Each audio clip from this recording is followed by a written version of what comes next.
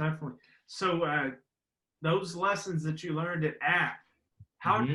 how did you apply those things to being on Team USA, man? Well, he helped me understand that I was a big fish in a very small pond, and there are bigger fish in bigger oceans out there.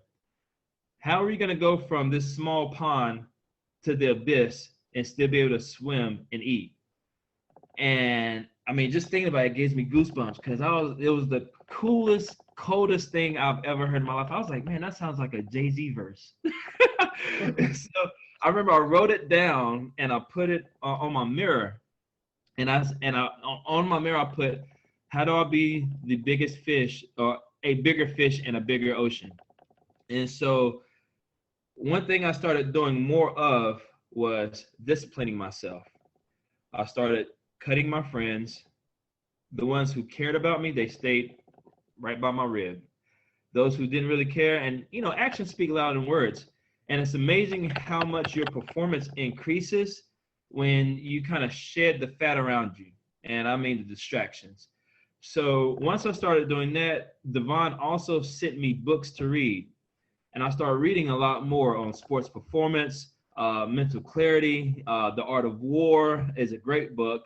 Um, Delay of Gratification. Delay of Gratification was actually the first book Devon introduced me to.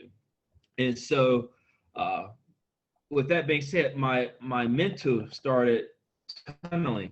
My awareness started broadening because now I see the big picture, but now I got to be the big athlete in the big picture.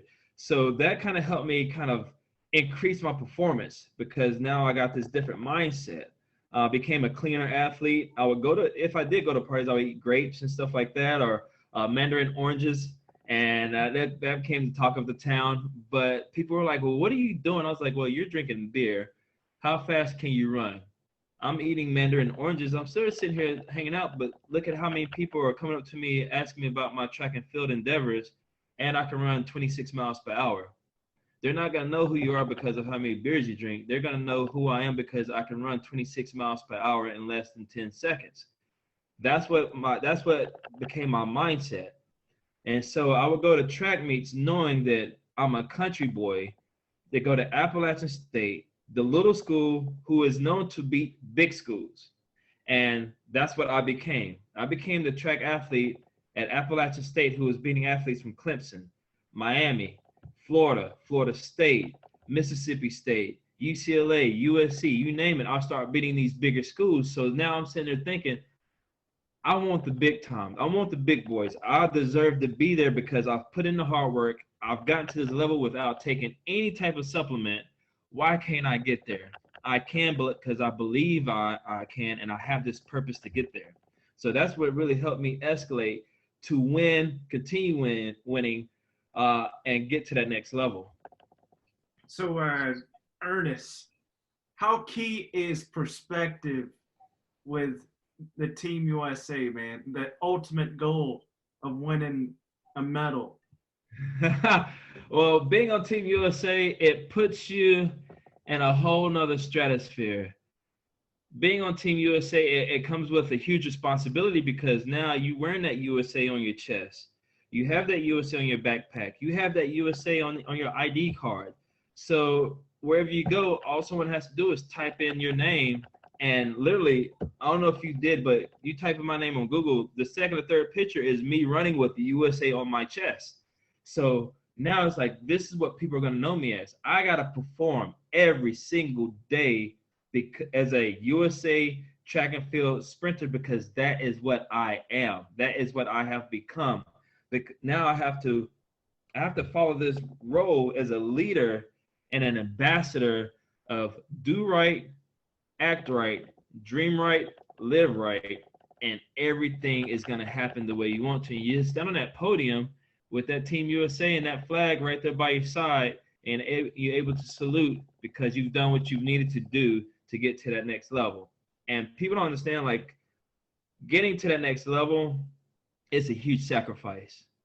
I tell people this all the time. You think it's all glorified and cameras and stuff like that, it's a lonely road, but it's a road that I am willing to travel every single day, because that road has set me up to be a highly successful businessman after the life of track and field. And being a Team USA member, former and still a huge ambassador of Team USA, you can't go wrong. And the reason why I say you can't go wrong, because that is in your head almost every day. Every day I wake up, I still got to perform. And the likelihood is I'm a Team USA member, but I'm doing it in a business aspect now. Definitely. So with the Team USA, done a little bit of research, man. 35 different countries. Yeah. Your favorite one? Oh, man. My favorite one, okay, I'm going to have to say at least, I'm going to have to name off like 3 to 4. Berlin, Germany is number 1. Tokyo, Japan, number 2.